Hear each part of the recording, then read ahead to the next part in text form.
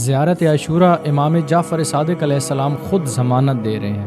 اگر کوئی بندہ زیارت عاشورہ کی تلاوت کرتا ہے تو امام جعفر صادق علیہ السلام ضمانت دے رہے ہیں کہ خداوند عالم اس بندے کا شکر گزار ہوتا ہے، خدا کی ذات اس کا شکریہ ادا کرتی ہے، اور امام فرما رہے ہیں کہ جو کوئی بندہ زیارت عاشورہ کی تلاوت کرے گا تو خدا کی بارگاہ میں خالی ہاتھ واپس نہیں لوٹے گا، اور کوئی بھی ایسی دعا ہے خداوند عالم وہ رد نہیں کرے گا بلکہ اس کی ہر حاجات جو ہے وہ پوری ہوگی۔